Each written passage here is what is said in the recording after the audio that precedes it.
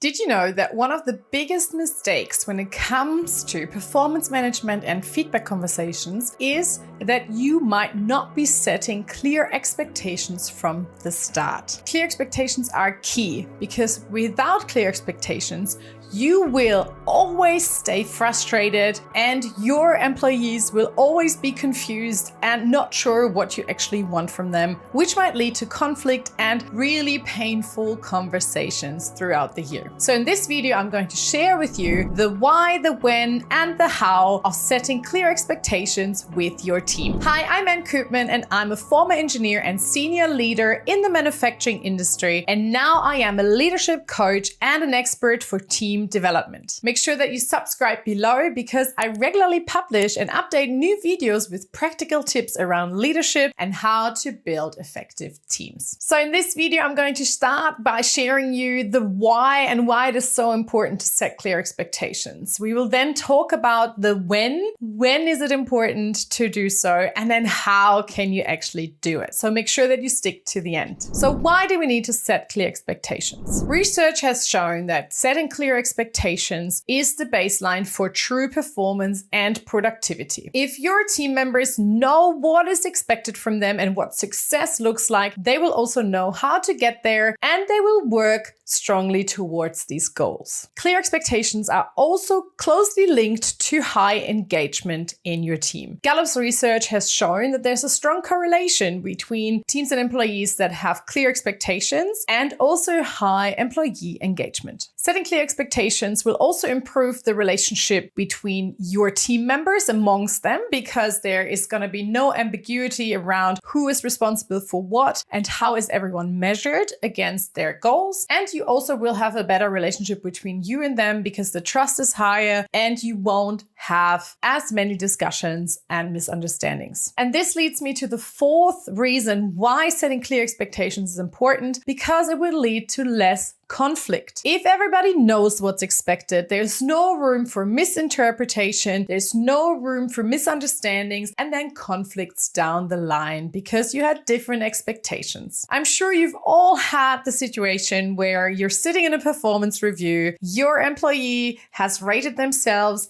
as fully meeting expectations or even overperforming on their expectations. And you thought they were just about hitting expectations or even below expectations. This would have been a very awkward and difficult conversation for both of you. And this might then lead to broken trust and also to conflict between the two of you. So setting clear expectations will build good relationships, avoid conflict, boost the productivity of your team, and make this whole process of managing performance, managing feedback so much easier for everyone. So when do we set expectations? There are a few moments that are really important. When you start as a new manager of a team, it's important to set clear expectations for the team. Review old goals, old expectations, and then adjust them based on your goals, your agenda, your vision. If you have a new team member that joins the team, it's important to set clear expectations. At the start of every year, understand the company's vision and goals, reflect on your own vision and goals. Setting clear expectations for the year is key. And then throughout of the year, it's important to review expectations and adjust because sometimes the environment changes, the economy changes, the organizational goals change or pivot. Whatever this may be, it's important to regularly reflect.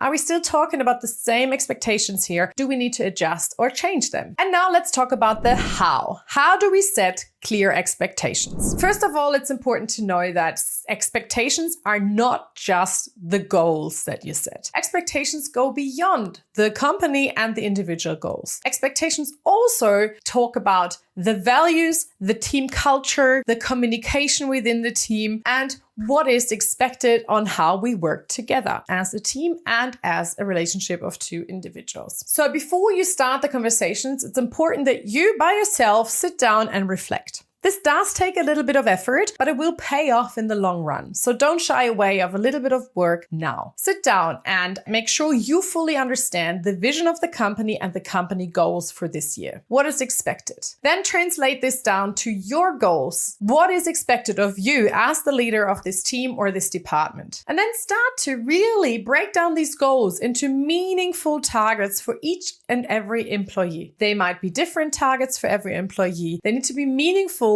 and your employees need to have full agency over these goals and the ability to achieve them. Just copy pasting the company goals down to your team members is completely meaningless. It makes no sense for them because just stating the revenue goals of the company might not have any direct impact on the work that your team members do on a day-to-day basis. How do their actions, their day-to-day actions, reflect and build up to the company goals? That's what you want to understand. It needs to be meaningful and it needs to be achievable for this specific team member. So for example, if you want to increase sales, you don't just write in increase sales by this percentage. You're going to break it down into the activities that they are actually doing. So for example, setting goals and targets for how many sales conversations they should have. Maybe setting targets about sales training. Maybe setting targets about the speed in which they follow up on sales conversations or follow up throughout the process of setting down and completing the contract. So making it meaningful, breaking it down into what your employees can actually achieve. Then also translating that into clear metrics that can be measured and are easy to understand for everyone and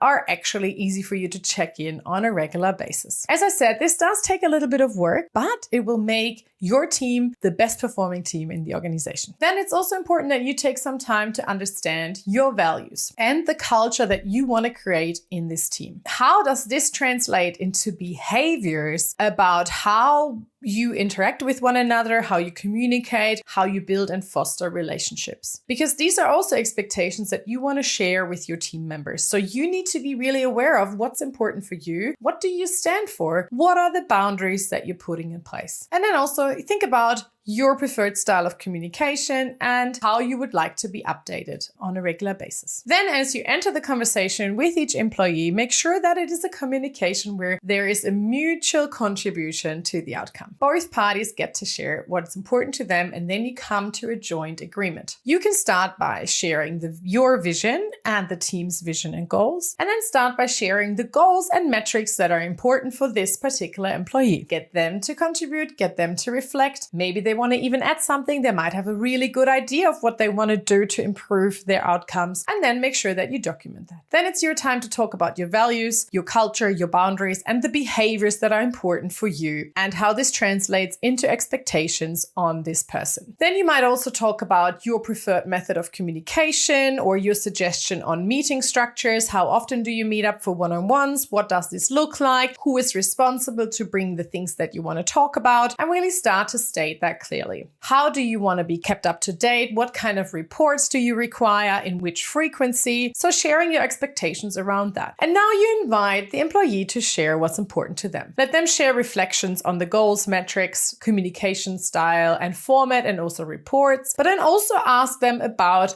what they need from you. What type of leader do they need to be at their best? Do they need clear deadlines? Do they need to have follow-up meetings regularly to stay in the execution zone? Do they like to have a manager that's a bit more laissez-faire so that they can take their ownership of their tasks and really get creative by themselves? What do they prefer? What has worked well for them in the past? What do they need from you? What do they need more of? What do they need less of? What do they expect from you? The way that you communicate with them, the way that you keep them up to date about what's happening. Give them room and space to share their expectations as well. And then from there, you come to a joint agreement and you document it in your performance management plan, whatever process you might have in your organization. If your organization doesn't have a formal process, you can just create a shared document where you document these expectations and goals for the year. And now it's important that you regularly check back your mutual understanding of these expectations. Are we still tracking well? Has something changed? Do we need to adjust the goals or the expectations? Has the company shifted directions? What is happening? If you regularly check in, and also here important is to regularly provide feedback. What are they doing really well? What's working well? Where can they improve? Don't wait for the half-year performance review. That's too late for them to change anything, and it will lead to frustration because they didn't know that there was something that they were not doing well and they were not meeting your expectations. If they're not meeting your expectations, tell them when it happens. Really frequently share examples and brainstorm together what they can do differently. But also if they're meeting or exceeding your expectations, make sure you share that regularly as well. By doing so, there will be less conflict throughout the year. There won't be any misunderstandings. You will be on the same page and together achieve the goals. So let me know what you think about this. And if you have any further questions on setting expectations, put them in the comments below. I can't wait to read what you say. And also if you need more help on feedback conversations or performance management, check out these videos up here. Can't wait to see you soon.